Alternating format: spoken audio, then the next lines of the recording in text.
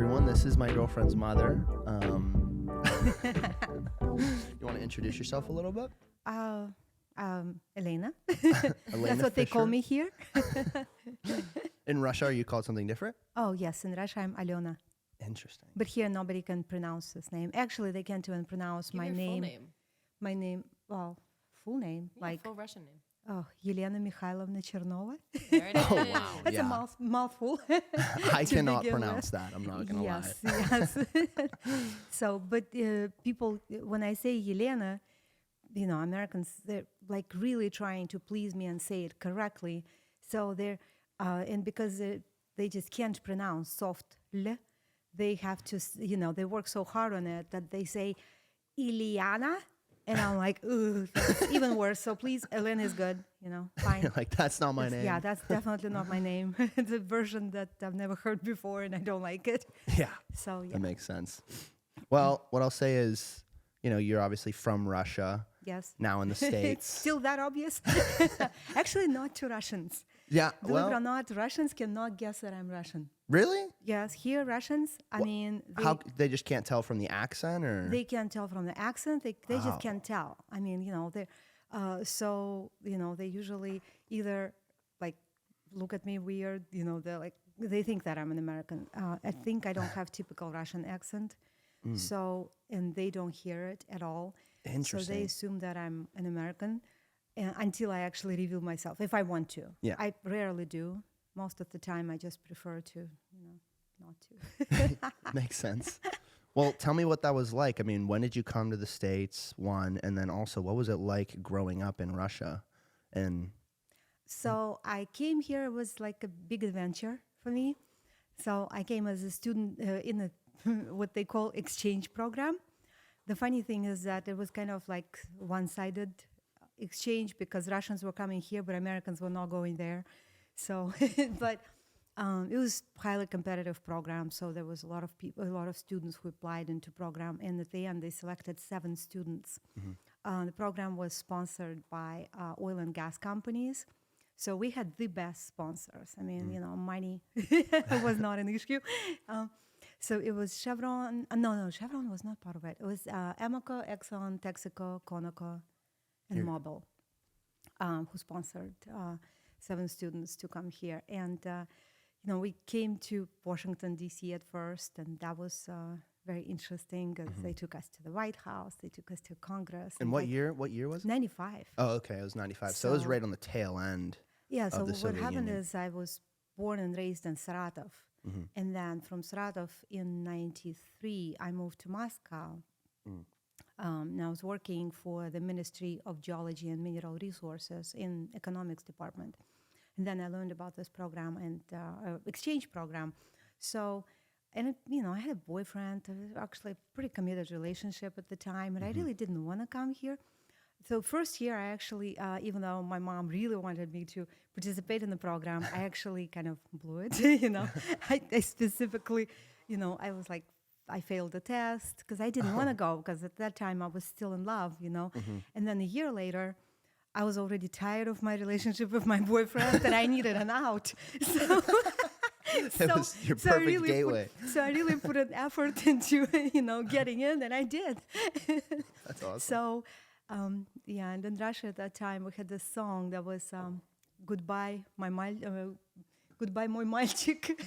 So he was very sad when I was leaving, and I was like, "It's just 1 year." I mean, at that time I already didn't believe that myself even. Dang. But it was very interesting. It was non-commitment, kind of non-degree, 1 year student exchange, completely sponsored. We didn't have to pay for anything. It was amazing. Yeah. So I thought I'll go to the U.S. I you know, made a bunch of friends.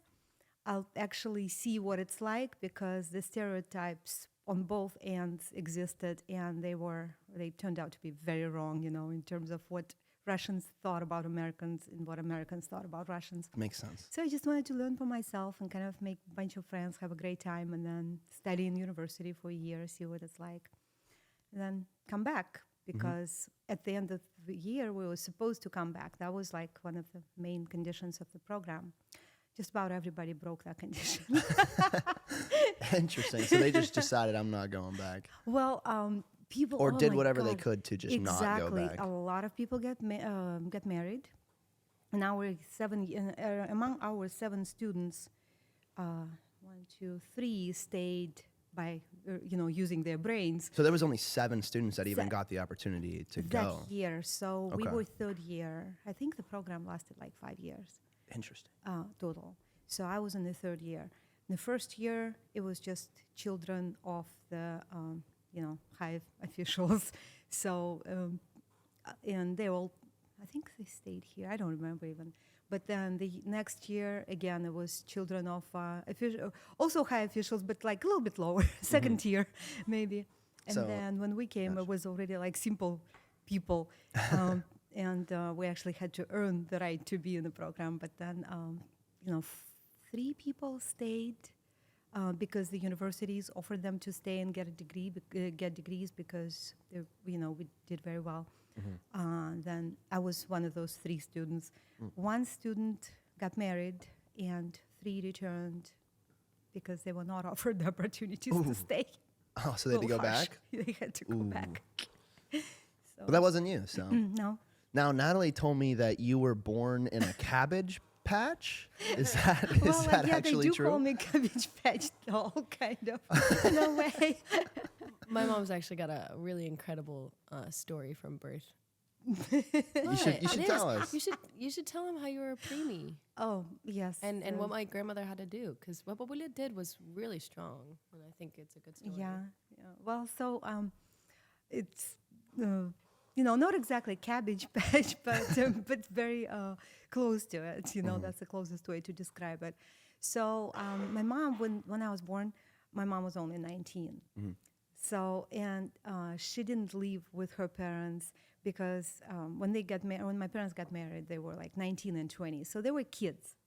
I mean, and they didn't have how do they call it, childbirth classes or Sure. something like this here. They didn't do their lamas. Needless to say, my mom, I think she, so in Russia, you get, they call it decret, but it's basically, they release you from work about 2 months before the childbirth. So, like here, you have a birth, and you give birth, and then 4 weeks later you have to go to work. Yeah, pretty much. Yeah. It's not great. In Russia, they give you like 2 months before, and then like 3 years after Wow. to stay with child. Dang. Yes, and Even back then they were doing that too? back then I think it might have been a year. That's Now I still- think it's 3 years, and then depending on how many children, it's up to Right. 7 years of your child's life that you can stay home, and you will actually have governmental support. Interesting. And they Okay. have to keep your position, And it's still like that to this day? Back. Yes. Oh, okay. This is how it is these days, actually. Wow. Okay. It didn't that's- used to be That's great. that good, that great, but you still, it used to be just 1 year when I was born. But anyway, so my mom, I was due in August. So it was probably mid-May when my mom just went, she was 19, she worked at the factory with heavy machinery. So, so she actually, she was making ball bearings, something like that. Oh my It was goodness. crazy. Yeah, at That's the age crazy. of 19. Yeah. Dang. So, so she went to her HR, and got her official release, and I think it was Monday when she stopped working, and then I was born. I want to say like maybe 2 weeks later. So she didn't. She totally didn't know what was happening. So she woke up at 4 a.m. No, actually it was about 2 a.m. And she had some weird pain. She felt like she needed to go to the bathroom. Oh, no.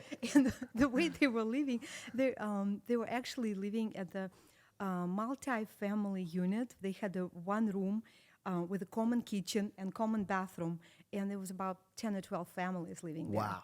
So it was just mom and dad, because they couldn't stay with my mom's parents because the apartment was too small. They couldn't stay with my dad's parents because my dad's dad was he was in like a manager of a big unit at the factory, and he needed his sleep. And my grandmother said, you guys just, we have this room where you can stay, and, for you too, it's fine. I'm sure you'll enjoy the privacy. So, basically that's how they got them out to where there were Interesting. practically So no facilities. So what year is this in Russia? 1970. Oh, okay. So my mom woke up, and kind of told my dad that she has this interesting pain she hasn't experienced before, and my dad was like, just deal with it. So, so she went outside because to the Outhouse? outhouse, yes. So she went to the outhouse, and I'm glad that somebody scared her off. There was some guy that walked by, and my mom was a little bit. My mom got a little scared, so instead she went to the. Hang tight for just 1 second, because they're cutting the lawn. It'll be done in like 5 minutes. Okay. So we can try and pick up where we left off, which was. My dramatic childbirth. Yes, you're very dramatic childbirth. My arrival into this world. Yes, yes. And then I have a couple questions about the Soviet Union and what it was like growing up there. That was actually quite amazing. Yeah, I'm interested to hear what you say. Which is funny because that's probably not what Americans think of what Soviet Union Absolutely used to be. not. I think everyone Anyway. thinks the Soviet Union was absolutely terrible. If they All those come from bears America. walking down the streets. It's horrible. So anyway, so my mom went to the outhouse, and thank God, somebody was out late and kind of scared her out. So she ran. She kind of went back close to. We had a little palisade, which is like front yard garden.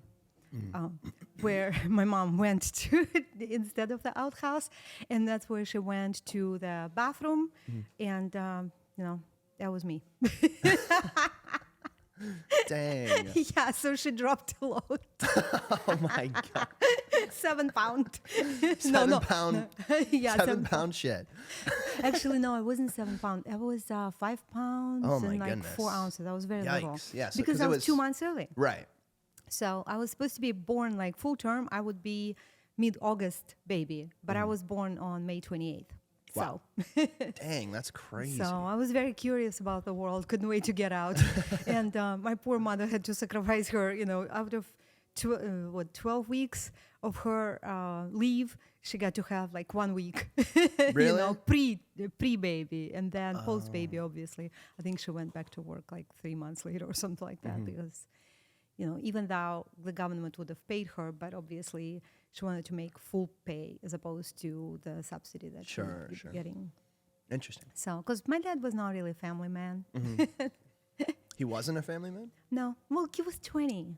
Oh, okay. He was 20, and he was a child, I guess, teenager at the time, and he wanted to remain that way, and he did. My mom did not have a luxury of being a child because she had a child. So she was almost like, it was like single mother experience, even though she had a husband and, from full family. The husband was from very wealthy, prominent family. But Interesting. he Well, was just not a family man. interesting. Interesting person, super interesting, extremely intelligent, life of the party. Yeah, went to all the parties. Liked partying. Yes, he liked to party because he was the life of the party. Meanwhile, my mom had to bring me up. Right. What was it like for your mom bringing you up? She when always she had was so multiple young? jobs. Yeah. Always. But also had to raise you at the same time. Yeah. So how would you spend most of your days? Like if she's working, would you I'm assuming you wouldn't go with her to work. No, Yeah. obviously not. But basically, in Russia, they have really good childcare. Back when I was born, you could start bringing child to childcare, I think at about 6 months. And it was practically free. The amount that your copay was very little. So, not like when my kids were born here, so much of it, if the parents are working, so much of your very high percentage of your salary goes into childcare, and then you have to provide the meals and stuff. Right. In Russia, it was the childcare facilities were all obviously government subsidized, so they were absolutely amazing, top-notch facilities themselves. If somebody worked shifts, then they actually even had facilities for those kids where kids would actually live there for a whole week, until the parents were ready to pick them up. We had like 4 or 5 meals a day, and they were full hot meals. We did not have like cereal. Sure. It was amazing. Interesting. Really. It's So, very interesting. yeah, snacks were not typical, not any kind of like Cracker. cracker. Yeah, never. The nutrition was incredible. So they were making sure that we were getting, milk and, your grains, your everything. So, meat. It was like 3-course lunch, for example. So with soup, main dish, and then always a dessert with compote. My babysitter used to just give me Campbell's chicken noodle soup for lunch whenever I was a baby. Oh, that was so funny. I was like 2, 3 years old going to, oh my God, I don't even remember her name. But she was like this really old lady, and it was just canned Campbell's chicken noodle soup. That's so Yum. funny. Yeah, that's why my husband was my husband, Nellie's dad, when we met and we started dating, one time, he worked in Houston and I was still in College Station. I was still in school. So he was coming to see me for the weekend, and he was, he called me from Houston prior to leaving, and he said, "Hey, I'm kind of tired. I had this long day, and do you mind if we don't go out tonight? We just maybe lay low, maybe rent a movie, watch a movie." I was like, "That's perfect. I had early classes, so I actually fixed dinner." And he said, "What did you fix?" And I said, "Chicken noodle soup." And and there's this pause, and I'm like, and I said, "Then I have second dish." So he gets, he gets on the road, comes over, and I serve, I pour him soup. He looks at it. He's like, "This is not Campbell's." And I'm like, "What's Campbell's?" And so he tries it, and then he said, "Wow, this is amazing. How did you fix it? You took chicken broth?" I'm like, "No, I took chicken." He's like, "Chicken noodle soup from scratch?" He said, "Yes." I didn't know any other method, because that's how we fix it. It's you start with chicken. So It's very interesting. And then after he finished that soup, he ate it all, obviously, and then he almost asked for seconds, but then he was curious what was the second dish. So then I served him the second dish. He looked at it. It was like, not very, Russian meals generally not very appetizing looking. So if you look at it, you need to be like very brave to try them. So it was a cabbage dish. And my husband is, he did not grow up eating cabbage here. So he tries this. And it's a meal that we call like refrigerator cleaning, kind of. It's like you put all the vegetables that you have, like you have onion and tomato and like potatoes and cabbage and ground beef or some kind of sausage. It's Natalie is, I think her tummy is rumbling about now. So good. So good. So, and I had some mushrooms, so I put some mushrooms in there, and he tries it, and you know how they say that the shortest path to man's heart is through his stomach. Yes. That is the next day my husband proposed to me. So, Wait, what? Yes. Actually? So yes. Whoa. How long were you guys dating for at this About point? 4 months. Really? Maybe a little less. Wow. That is shocking. 4 months? So we still Thanks, Natalie. We're- still think that was solyanka. That was that second dish that did it. That's honestly wild to me. Dang. Well, I was going to ask you, you're in the Soviet Union. I feel like Americans have a very, interesting perspective on the Soviet Union, mainly negative, obviously, but, given the Stalin era and some of the things that happened then, which seemed to be Yeah, pretty I wasn't rough. alive at that time, Yeah, so I don't yeah. remember much But about after Stalin. that, you're telling me that it was, you enjoyed growing up there and you thought there was really cool aspects of it. Yes. What was it like from like 3 to like 12? Like, what did you do? You went to school, and, but like the system, super happy. the system there compared to the U.S. I had would you super say? happy childhood because, so, we had really good health care, free, no insurances, no minimums, no copays, nothing whatsoever. Doctors used to actually make home visits. So when a child would get fever, you don't have to bring your child to the hospital. It's the other way around. You call the doctor, and the doctor, from 9 to 12, for example, the doctor is making house visits, and they come in and It used to see be a like sick that. child. It used to be that Back in the 50s? Yeah. Or? Well, no. When I was a kid, like very, very young, I'm from a ago. very small town, so we kind of had like a local doctor, and Yeah. it was like a family doctor, but Yes. he used to do the same thing. Yeah. So, but definitely wasn't subsidized by the government by any means. Yeah, at all. no, it was all free. So then all their after-school activities, for example, I was doing gymnastics. That was free.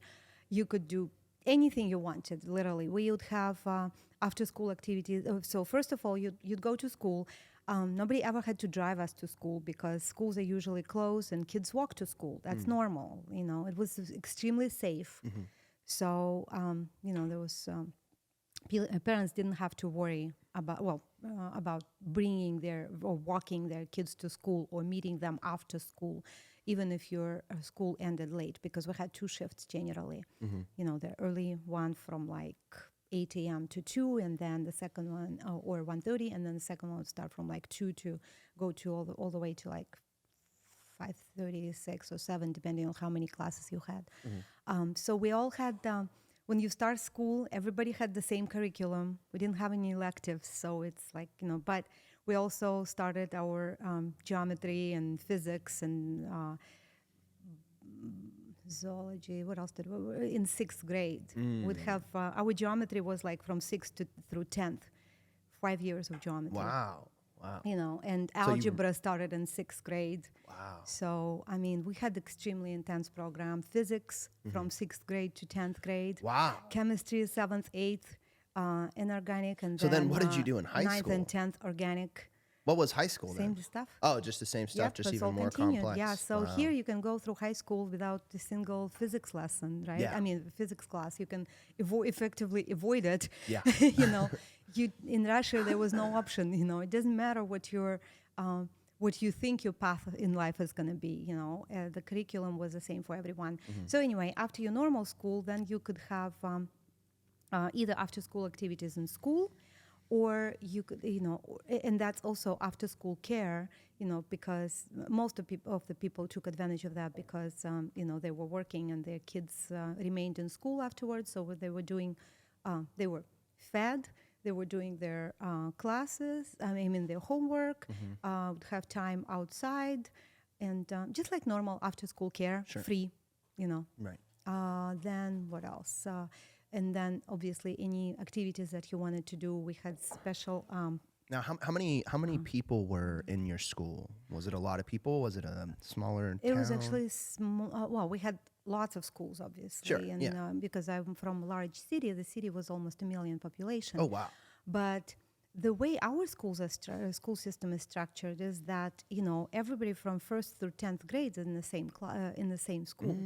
So I actually went to the same school from the age of 7 until the age of 17. So, and majority of my classmates who I started with, I graduated with, or at least some of them left and went into, after 8th grade, when they got like the first education. After 8th grade, you had an option of going to technical school if you thought that maybe you didn't want to pursue, university later on, or then you'd probably leave after 8th grade and go into technical school where you could graduate, get your high school degree, and at the same time you could learn some kind of skill, like. But and even then, if you chose to do that technical school afterwards, it didn't mean that when you graduated from there you couldn't go to university. You could still go on to university if you chose to, but that was 3 years. Or you could just graduate from high school, the 10th grade, so 9th and 10th, and then you'd go on to institute or university of some sort. So, but, It's interesting. So we did not have that mixing that's happening here a lot. Like, you're starting with few kids, and then, next year you may not even be with the same kids. Maybe you have like 1 or 2 kids from your previous class Sure. in this class. Our high school, the graduating class, we only had, gosh, I want to say 56 students. Oh, wow. So, Interesting. So that's kind of shocking to me. yeah. But, But you know, were in a town of 1 million? Or Yes. you were in a city of 1 Yes, million? but if you, But you had so many different schools in that town. exactly. Okay. And then what happens is you also, if you count how many total, the total number of student, the total student body, it would be from first grade through 10th grade. Sure. So 58 10th graders, 58 Sure. 9th graders, probably about 75 or maybe 80 eighth graders, Sure. 7th graders. And, So you probably had like, 700 kids in the school. yeah, at least that. Right. But obviously It's different interesting. ages. So I think in the U.S. there's two different types of ways schooling goes because where I'm from, small town, I grew up with the same people, kind of like it sounds like you did too. Mm-hmm. I had the same kids in my grade pretty much the whole time. I had about 85 to 90 kids in my graduating class. And so I grew up with all my friends, like from literally preschool Yeah, that's until really cool. yeah, and so we're all like super tight. That's But I how fe- you develop the really tight friendships. I think it teaches you the value of relationships really well. And I think it teaches you how to really love and like care for people too. Because I feel like when you go to such a big school, like so many kids do in the US, when you have, 400 or 500 kids in your graduating class, like you said, it's like you maybe know 2 kids from last year. And then after that, you just know those 2, Yeah. And so I do think it makes it harder to build those like long-term Yes. relationships. So that is interesting. Yeah. I mean, even You in don't even in a focus on- town of 1 million or a city of 1 million, you still got to go to seems like a smaller school. They have like larger schools? No. Not really. Like no, it that was was about. that was pretty That standard? was pretty standard. Yeah. interesting. Now I do have one question what it was like growing up there Oh, as well. Yeah. I had Now, actually. I didn't tell you about the happiness, my happy childhood. Oh yeah. How we get to travel a lot because in Russia, like everybody had at least a month vacation. Mm-hmm. It's not like you start with 2 weeks, right? So like here, and they would actually take that entire month. So I got to travel with my parents. I got to travel with my grandparents. We would go to the Black Sea. It was extremely affordable. So as a child, I got to I got to go to the sea almost every year for at least a month. So what else? And like I said, all the after-school activities were absolutely amazing, Yeah. and they were all It seemed- covered. So my mom did not have to at least make money to subsidize my gymnastics Sure. or any other things that I was interested in. Yeah, and that studying. sounds great. I was gonna say it kind of sounds like it's like seems like you kind of grew up with nature and like you would get to enjoy being outside and just spend quality time with people. Yes. Yeah, and I think that is the key to having a happy childhood is just being able to have that freedom. You know what I mean? Yeah. So that makes sense. I do have 2 questions. Okay. One, so you talk about all these government subsidies. Obviously, in the U.S., we don't have free health care or anything like that. But my question is the taxation and also how is the government affording all of that? Was everyone? I know obviously they were under communism at the time, socialism, but how did it work exactly? What is the government getting all the resources from? Well, so it was centralized. There was planned economy, right? So from now, when I look at it, I think that people in Russia basically were underpaid, effectively. Yeah.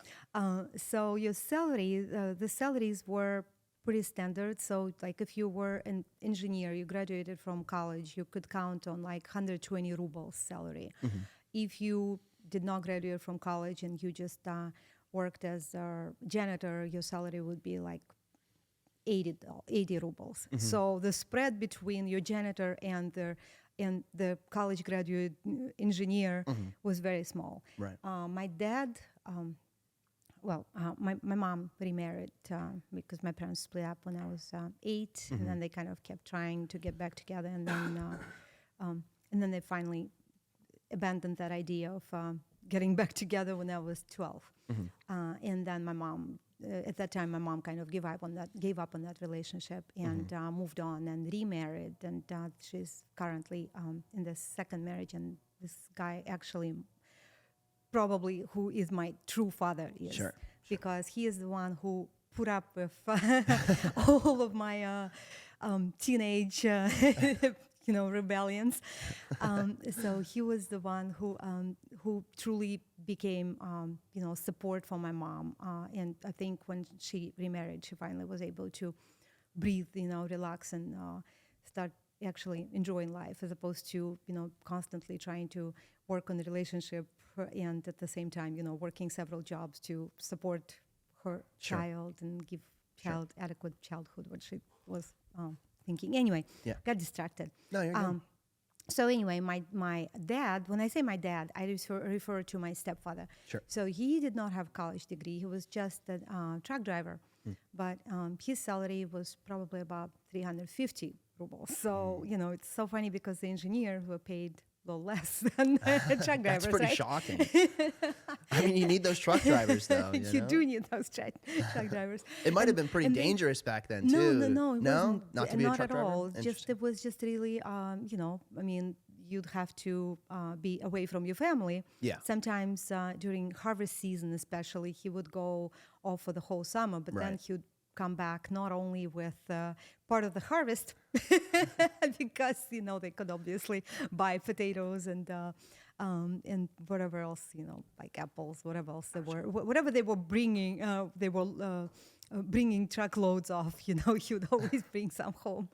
But then he would also come back with a nice chunk of change, because it would be pay for overtime and.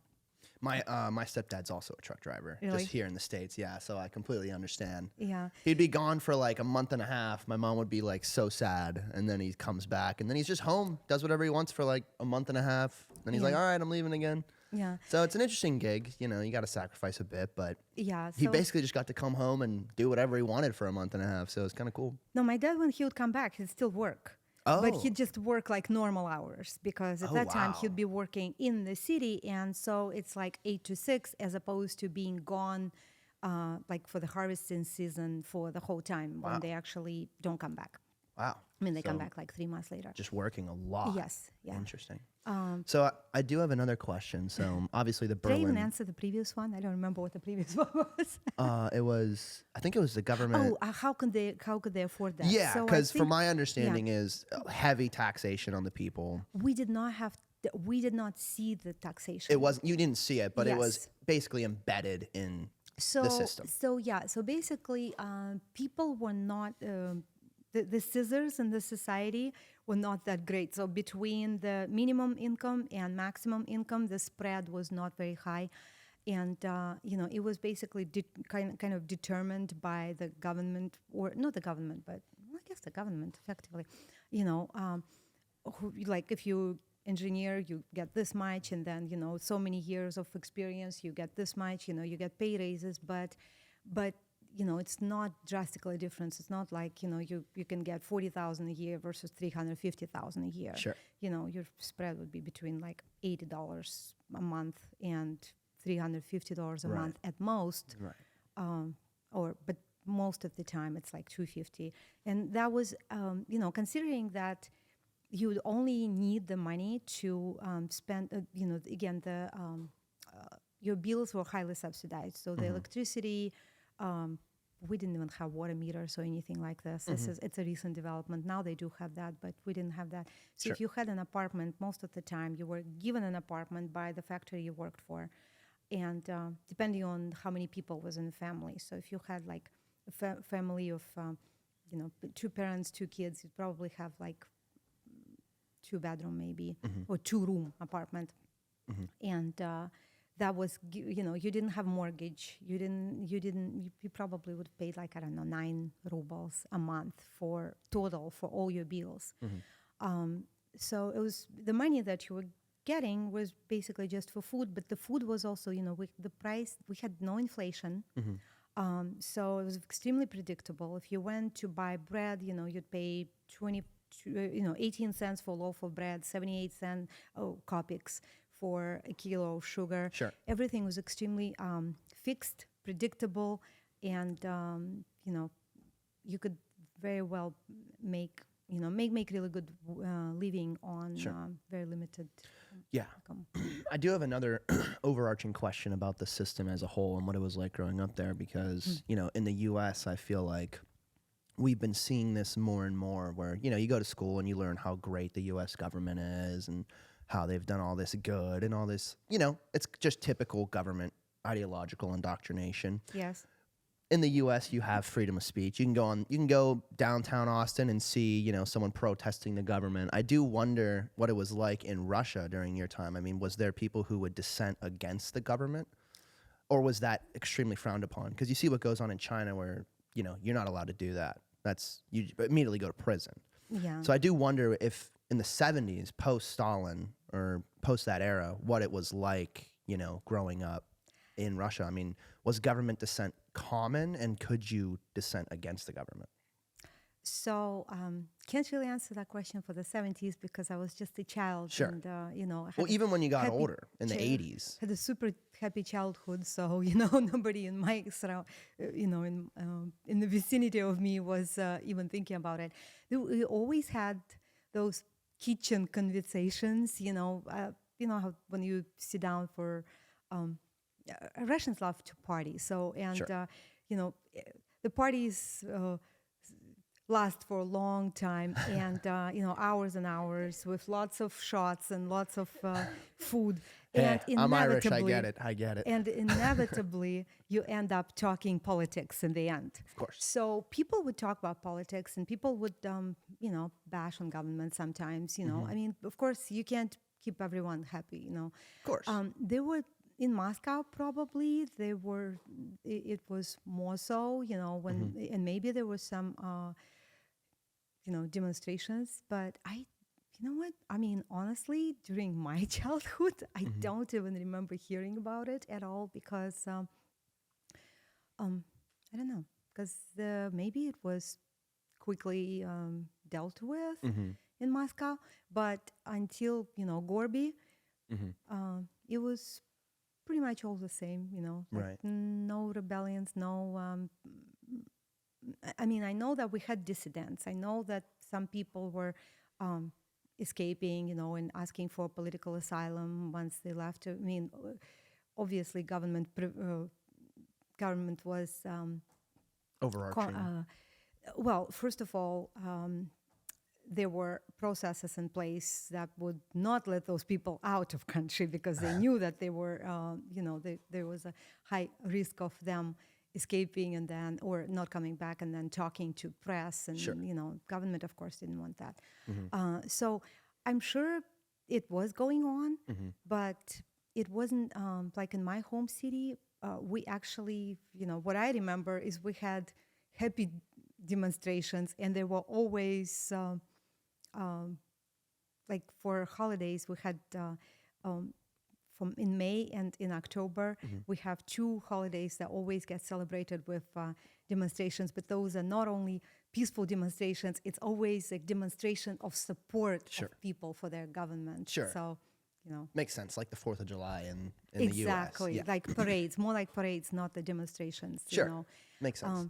So, So I've heard, I mean, I don't know, I really don't know too much, but I've heard like Russians that grew up with Gorbachev, they weren't a huge fan of Gorbachev. Is that true? he did polarize the society in a way because some people were extremely happy that Gorby kind of opened up Russia to the rest of the world. But then there were also some people who were extremely unhappy with him for breaking up Soviet Union because they liked the status quo. They did like Russia or Soviet Union the way it was before, and they didn't mind that that kind of they didn't have very many opportunities, but they had securities. So people who and obviously after Gorby broke up the Soviet Union, and then. The world as we had known it was no more. There were a lot of unhappy people who, first of all, especially people who were of the retirement age and they worked their entire lives and they were looking forward to pensions. And then after, Soviet Union broke up, obviously everything's changed, and the pension, with inflation and everything, and the prices, not only prices going up, but also all of a sudden, you have to pay, you have to privatize your apartment. Once you privatize your apartment, you're responsible for payments for the, for all your bills, the water, gas, Sure. and all that. So that people did not, so people who considered that they were set for the rest of their lives because they worked their entire lives, they put in the work and they were ready to enjoy the result, all of a sudden, their security was taken away, and they did not get to live their golden years, Right. like they wanted to. So They expected to. so this is all very So interesting. it's true. This is all very interesting to me. But I guess I have 2 more questions, and then we could probably be closer. What's up? Oh, No I'm water. good. I'm good. The first one would be the Berlin Wall collapsing. Obviously that's Ronald Reagan's biggest moment in his presidency, is saying, tear down this wall. Huge moment for America. And that's what most people remember about the Soviet Union here. What was that like in Russia? Because it's my understanding that the reason they tore that wall down was because of economic collapse, but that's just what I'm told. Is that true? It was actually kind of shocking for me to learn when I came here how much celebrated Yeah, the super collapse celebrated. of Berlin Wall was. It was for extremely celebrated Americans. because it was viewed as the end of the Cold War. It was viewed as, we're not in this silent battle with Russia any longer. Basically, the U.S. saying, we won, we're the champions. That's basically what it was, from the American perspective. Yeah, they were very interesting because in Russia, at least to me personally, it didn't make such a big difference. Yeah. And I don't even remember, like any kind of celebrations or anybody like even making a huge deal out of it. That is so Interesting. funny because like when I came here, I was shocked by certain things that, what Americans thought about Russia, and how I guess maybe even scared of the Cold War the American population was versus Horrified. how little we didn't really place much significance on it. Really? Like me growing up, I didn't think about Americans like Americans might come and attack us any day. That thought would never even cross my mind. Wow. Yeah, it was not like that in And the then US. when I got here, and I started dating my husband, my future husband. He brings me to his family, and I learned that his dad is Air Force pilot, and his dad actually used to go and sit in a bunker and watch for Russians. Russians are coming, Yeah. which was hysterical because I'm like, wow, I didn't know that was a thing. Yeah. I didn't know you guys actually had to go and sit, and literally. And wait for, watch for Russians Yeah, because the well- attack could happen any minute. Yeah, it feels Weird, like, but I mean, from what I understand, it seems like the Russian government was in a similar boat. Obviously with the Cuban Missile Crisis with JFK and them putting nuclear arms in Cuba, that almost caused mass nuclear war, which, then JFK makes a secret deal with the head. I think it was the head of Russia. I forget exactly what it is, but no, I mean, the Cold War is one of the craziest and wildest, wars I've learned about, because it's all about, basically, I mean, the reason it ended in from what I can understand is just the preservation of humanity, because nuclear war would destroy humanity. Yeah, well, I'm surprised that they're so lax about it now, though. Oh, that's trust me, I agree 100%. They were so In fact, scared of it back then, I and right know. now they're actually running full speed toward it. I know. In fact, I was going to ask you, because I know that I know some, just dating Natalie, and also I am an information junkie at times, and I was going to ask you, this war in Ukraine that's going on right now, from an American perspective, and I just became an adult just 5-7 years ago, really. So I'm really learning about the system, and it's not going too well, you know. And it just feels like, there's no intention, like you said, for preservation of humanity at this point there. And it doesn't feel like there's any real objective from a U.S. perspective other than control. Exactly. And so I'm wondering, kind of from your perspective, you know, you have family in Russia, you know, what is that like right now, you know? Because it's my understanding as well that, you know, Russia's been invaded through Ukraine twice or 3 times in the past. Mm-hmm. And that also, I believe, 1 in 7 Russians were killed during World War II. And so it's obviously an extremely, the best way I've heard it explained, it would be like getting invaded from Mexico in the U.S. You know, Yes. It's a war you're not going to lose, and you're not going to back down from. The U.S. would never lose a war to Mexico. You know, they would give everything they can to win, but that's what it kind of seems like it is, you know? So what is your perspective on that? And, you know, from A, the Russian perspective, and B, the U.S. perspective currently? It's a tough one. It's a fun one. It's a long one. So I don't know how much time you got. We can talk. We've got time. We've got time. We've got time. I've checked in with Andrew and Dad. We're good.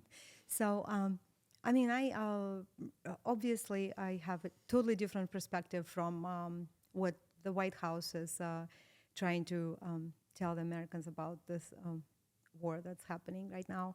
I know Americans are kind of thinking. Let me back up. So I don't know if Americans really, the people understand that how the rest of the world views Americans, and what's the So America is being viewed as the police of the world, and America just does not let. I mean, America is really good at fighting wars on someone else's territories.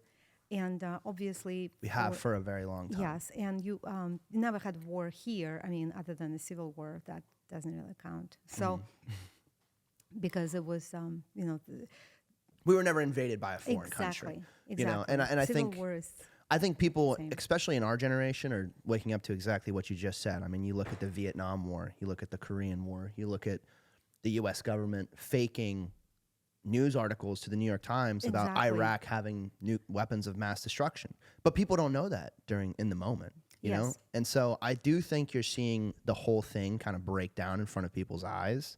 And I would argue our generation is the one that's going to change it because I hope so. Because luckily we have a lot of decentralized information. We have decentralized everything. We're pushing for it more and more because it empowers people. But I mean, from my perspective, it just feels like obviously the war in Ukraine is filling the pockets of large corporations and is bleeding the taxpayers of all their money when you have mass infrastructure problems in the U.S. And it just doesn't make any logical sense as to why we're there.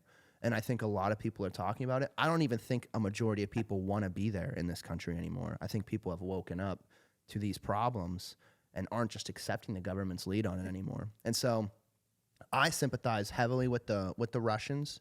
I don't think that, Putin is perfect. I think he's definitely done some tough things, eliminating opponents, which you're also seeing the U.S. government do as well with Joe Biden and Donald Trump, fabricating and indicting the leading candidate against the current president. It's very similar to these dystopian, because in America, you're kind of taught like Russia is kind of this dystopian like dictatorship, right? China is this dystopian dictatorship. Yes. And there's reasons in which I would argue they do act that way. He's been president for how long? How long has Vladimir? Putin? Yeah. Since 2000, effectively. Since 2000, so 25 years. Yeah. Obviously in the he U.S. He stepped down for 4 years, but then, he still was the one who was ruling. Medvedev was just kind of like there, the puppet. Yeah. And obviously in the break. U.S. you have different presidents, but like Putin has said before, it's, you hand the briefcase off. Each administration, it's like handing the briefcase off to the next person because, the shadow government or whatever you want to call it never really changes.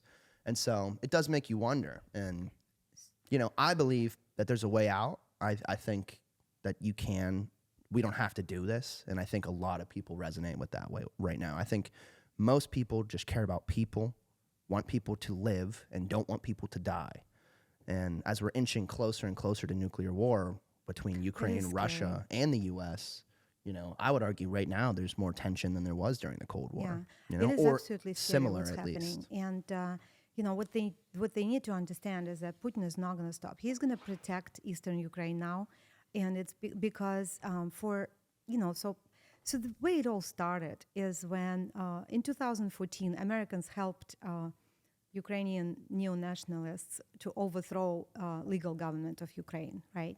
So in 2013, when Obama was looking, you know, for the opportunities in the world, you know, they saw Ukraine right there, you know, next to Russia. How convenient it would be to put the NATO ships in the Black Sea. How convenient it would be to put NATO bases in Ukraine next door to Russia. You know, fantastic opportunity. Ukraine was a mess, obviously, politically for a very long time, ever since the breakup of Soviet Union. It's the biggest soap opera, you know, of Europe. Of course. So, you know, with all their, you know, the government poisonings and, you know, I mean, so the Ukraine, the way Ukraine was even formed is that, you know, a lot of territories was given to Ukraine by the leaders of Soviet Union when Soviet Union was just one happy country of 15 republics. So, you know, every now and so, like Crimea, for example, was given by Khrushchev to Ukraine as a gift. Crimea is historically Russian territory. Crimean Peninsula was given to Ukraine to commemorate, you know, Russia and Ukraine being brothers and, you know, and having such a fantastic friendship through centuries, right? So Khrushchev gifts Crimea to Ukraine, and then when Soviet Union breaks up, you know, all of a sudden Crimea, that was historically Russian territory and had 80% population of Russians, becomes Ukrainian. I mean, you know, the only parallel I can draw is like if Biden just feels super appreciative of Texas and says, Texas, you've been like U.S. You know, outpost for such a long time. You like, you know, essential state to us. Mm-hmm. We appreciate you being part of United States, so we're gonna gift you New Mexico. Mm-hmm. I mean, so, you know, and as long as it's all United States and, you know, the federal laws prevail and everything is like great, right? You know, nothing's changing for New Mexico. So New Mexico doesn't mind being part of Texas on the map. Who cares? You know, sure. That's what happened to Crimea. They became an autonomy within Ukraine, you know, but it was the same country. We states at least have state laws and state government. Mm-hmm. We didn't have, like, you know, the republics did not have different laws, sure. The laws any different from like the rest of the Soviet Union. The federal government affected everything. Yeah, so effectively nothing changed for, you know, for Crimea at the time that they became Ukrainian. But, you know, that was not the case when, you know, Soviet Union falls apart and Ukraine becomes independent country, and Crimea all of a sudden, that was historically Russian and wanted to be part of Russia, you know, becomes Ukrainian. And it's funny because right after that, I actually told my husband, I'm like, I'm wondering what's taking them so long to, you know, to request Russia to take them back, because they are, you know, I mean, they just need to have a referendum. Well, mm-hmm. Crimea waited for a long time until 2013 or 14 to have the referendum. You know, so they, you know, they were... Which was also when Russia invaded Ukraine. And and now they're referring to it as, oh, you know, Russia basically invaded Crimea and they faked the elections or referendum and the result of referendum. Well, I mean, I absolutely would never, you know, I'm telling you 100% those results are absolutely correct, because if it's 80% Russian and, you know, being part of Ukraine was such a pain for Crimean Peninsula for, you know, for those years from the, you know, mid-90s through 2013, when they were literally just, I mean, this was a tourist center for, and, you know, they basically would get a lot of money, but they had no autonomy. So all that money would flow to Ukrainian government, which was extremely corrupt at the time. Yeah. And well, Ukraine's known for having Crimea extremely was abandoned. Yeah. You know, I mean,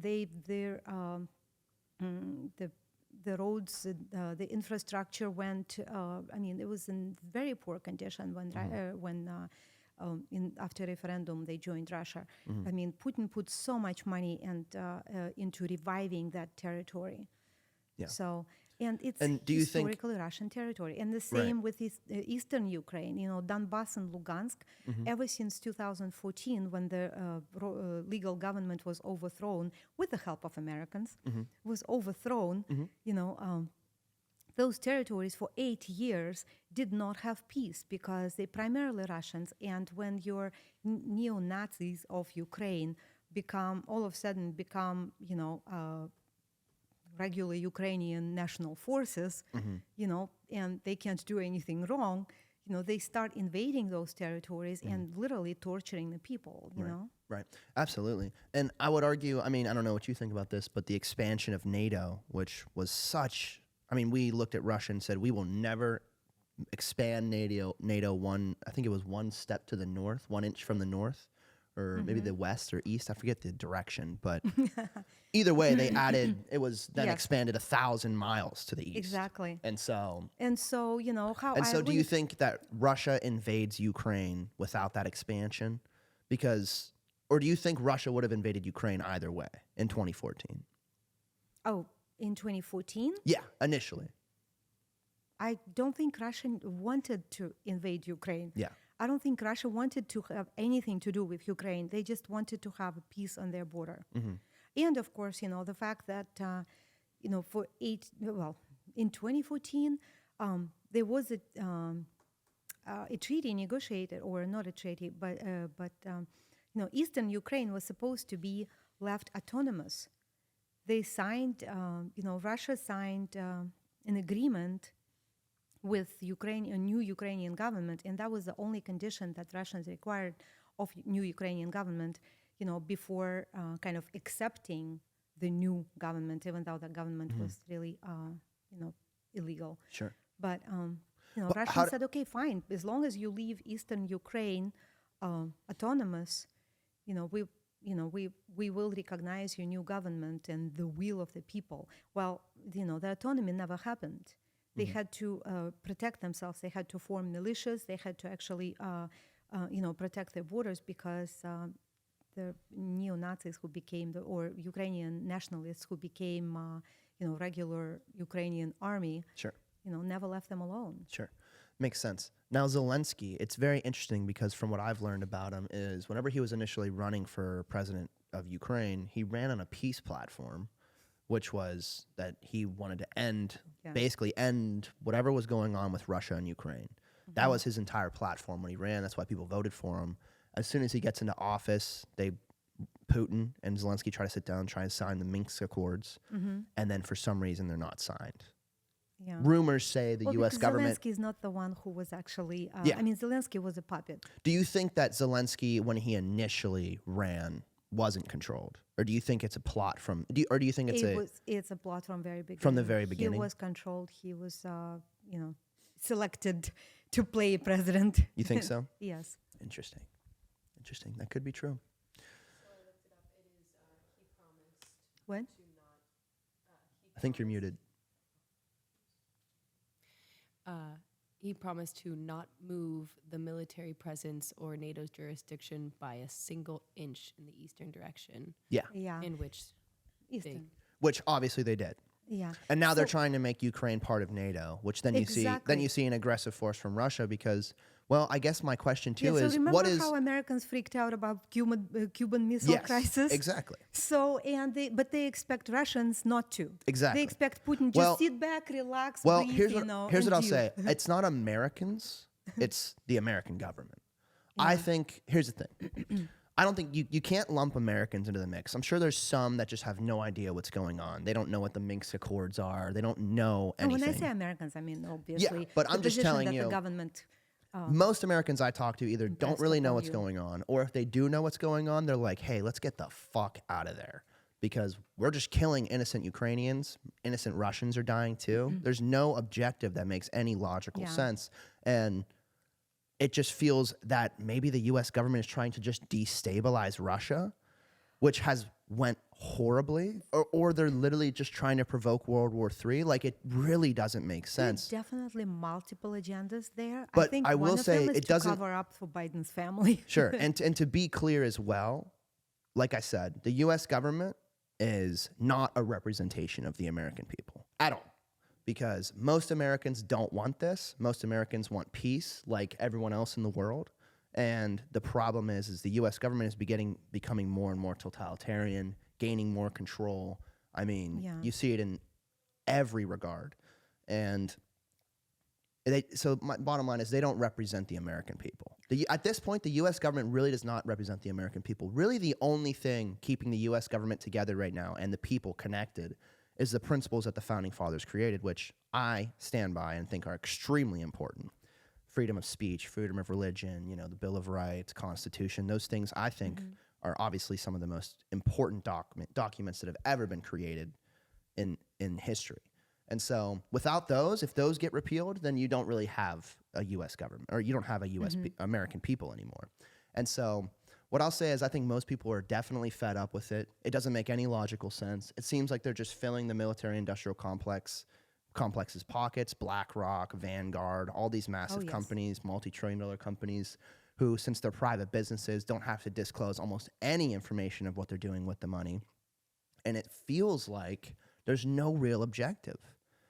What is our objective in Ukraine? Is it to make it part of NATO? And for what purpose? Why do we want Ukraine to be part of NATO? And can't you sympathize with the Russian people when they've been invaded through Ukraine twice? They lost one in every 7 Russian during World War II. That is ridiculous to me. It makes no sense. And so that leads me into my next question, which, obviously is probably pretty controversial. What are your thoughts on the current presidential run? You have Joe Biden and you have Donald Trump. Really two not really ideal candidates realistically, but one's running on a peace platform, Donald Trump, saying, hey, end Let's the look war. inside. I want to save people. Let's not start nuclear war. He seems like he has a pretty well understanding of nuclear energy as well, because most people just know that nukes are a thing. They just think they're bombs, but they don't realize the actual devastation of what they cause, especially modern nukes. And so my question to you is, back in 2016 when Donald Trump ran, it was, a media nightmare. It seems that America and Russia got along at that time, and there was all these conspiracy theories of, Russians got him into the White House, and, Russians influenced the election, which we now know is all false and was actually made up by the CIA and U.S. intelligence. And so my question to you is, do you think Donald Trump is the better answer than Joe Biden, and why is that? Because to me, it seems that he clearly is. Yes, for saving lives, at least. If this is our choice, both of those candidates are not ideal. I sincerely believe in this. They should actually limit the age. They have to. They should at least have to take some type of cognitive test. Yes. I mean, Joe Biden literally walks on stage and doesn't know where he's at. Yes, they have to turn him around towards the cameras. Natalie, the guy can you pull looks up lost the video half of I the sent time. you on Instagram? It is scary. Of him literally not knowing where he is. Oh, I think it's pretty much 80% of time of his awake time. He literally does not know where he is. He doesn't know why he's there. Yeah. Doesn't know what's required. I mean, what do they want from me? He looks like he just needs rest. Let guy rest. I mean, it's scary. It really is. It really is. And he's the leader of the free world. He's running the world police. I mean, he's not really doing anything. It's the people behind the scenes that are really making the decisions and people are becoming more and more aware of this. Yeah. All right, let's watch this really quick. I'm just following my orders here.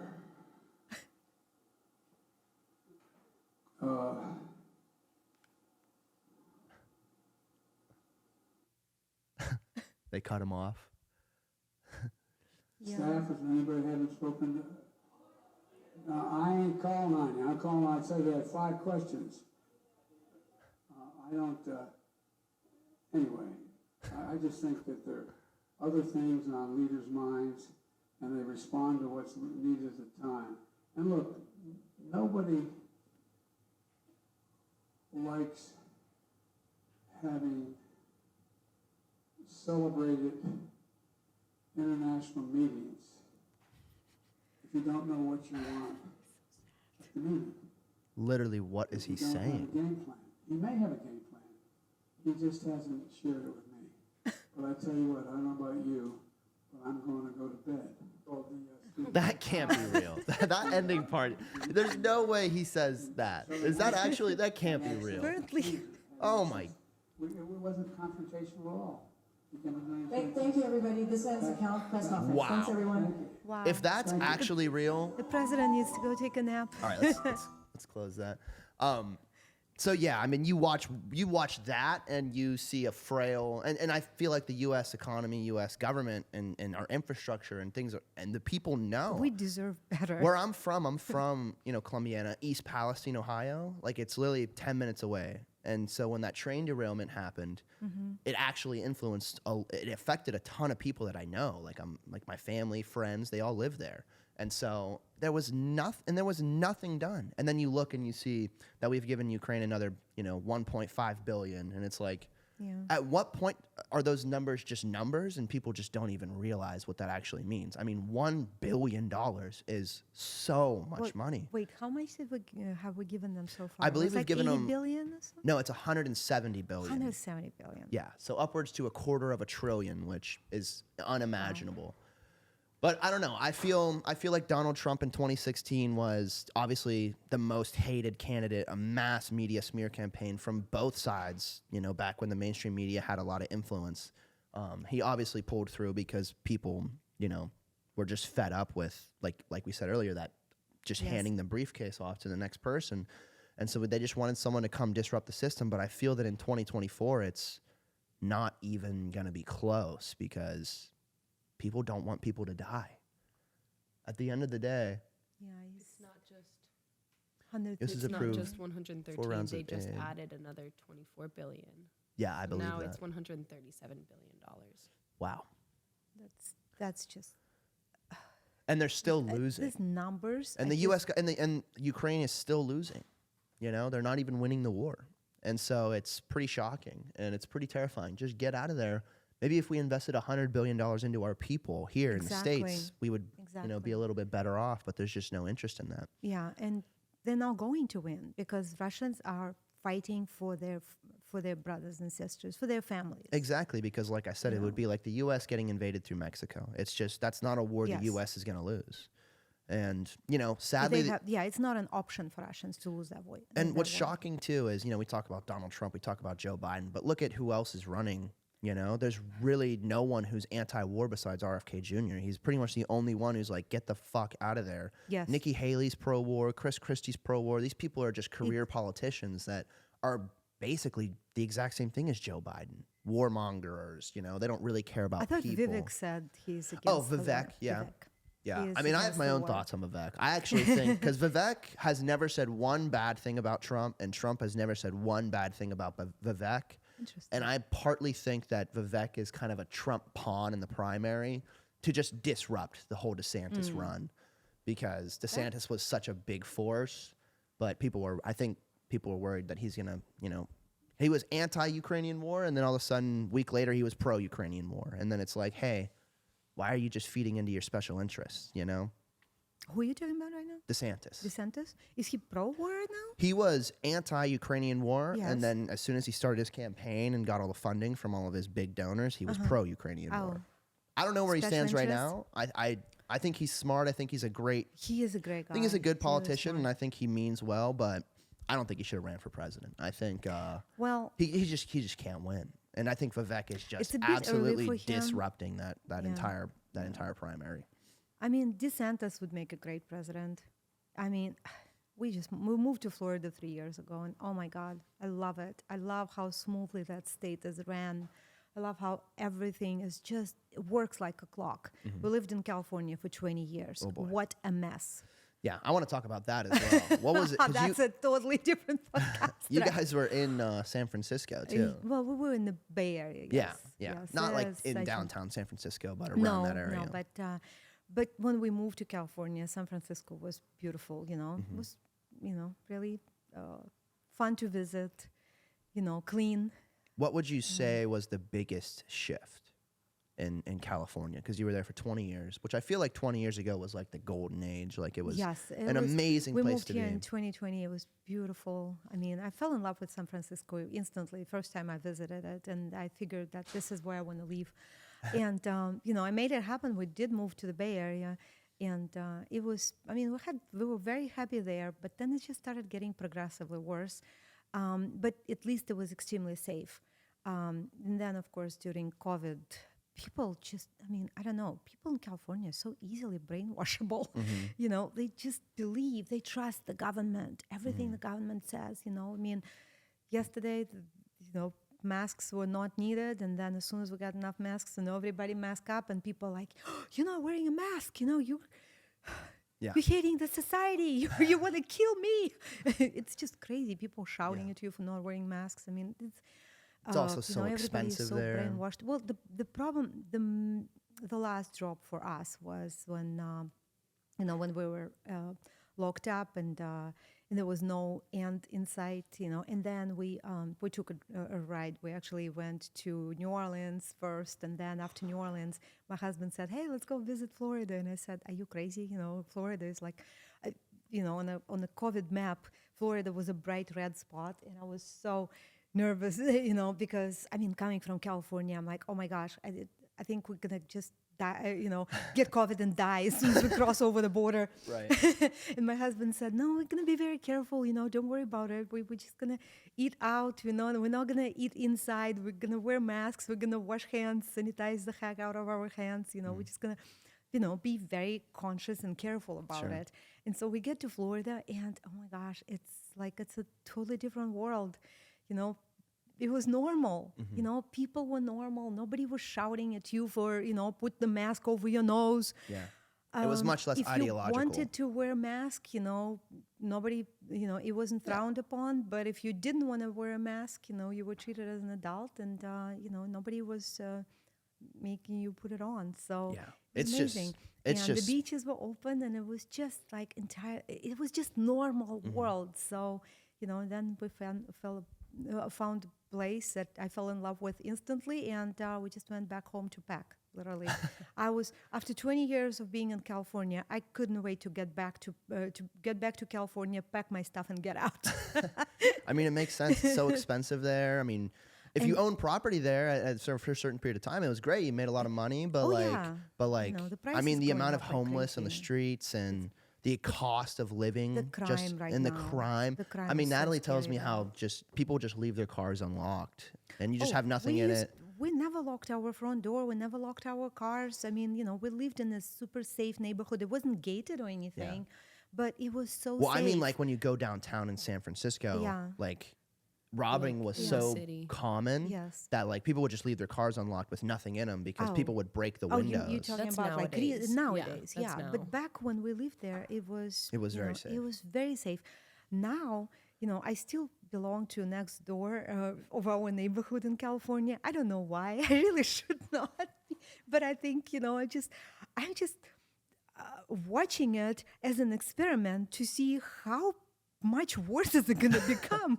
Because every day, like I go and, I get email notification, a new post on Nextdoor, and I read about people going to Oakland, to a restaurant that they used to go to on a regular basis. And they like somebody is posting these days, we went to the restaurant we used to frequent, we left our car 2 blocks away from a restaurant, went to a restaurant, spent an hour and a half at dinner, came back, and the car was still there and it wasn't broken into. I mean, that's something to brag about these days. That is so embarrassing. Wow. It is very embarrassing. And the fact that, people just go in the grocery store, load their cart, and, and walk out the door, and police is not there to stop them. And the citizens themselves saying maybe we should take matter in our hands and and stop the robbers. It's like, well, I mean, that's ridiculous. That's what happens when you defund the police. Yeah, pretty much. I know it's not gonna happen in Florida. No, it's definitely not. Yeah, we're gonna wrap it up. Yeah. Well, it was really, really great talking to you. This was super interesting. Honestly, you should come on again because I feel like there's a lot more we could talk about. I'm interested to hear more about Russia. You know, seems like you enjoyed it.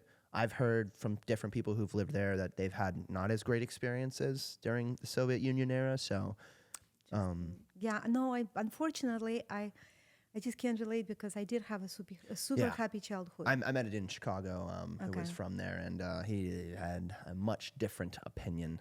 But Yeah. it's definitely interesting to hear about. It's interesting to hear Yeah. about, and you'll have to come on and we'll talk more. So It's fun to talk politics. I love talking politics. yeah, so. I mean, my kids keep telling me I do need to write a book about it. You should. Because that would be kind of like the other side of the story, because it's not going to be something that Americans expecting to hear, because they're expecting to hear how bad it was and how how happy I was to get out. And then contrary to the popular belief, my story is actually different. I had a super happy childhood, and I think I got an amazing education because and the opportunities that I got were because of the childhood that I had. You know, Well, that's so awesome. I don't Well- think I would be able to, if my mom were a single mom here, you know, I wouldn't be able to afford my education. I don't think I would have gone to college. Oh, you'll just take out a big loan from the bank, and then you'll Yeah, just and pay then it pay off your for the next entire- 30 years. Exactly. So that's what our generation's dealing with. Well,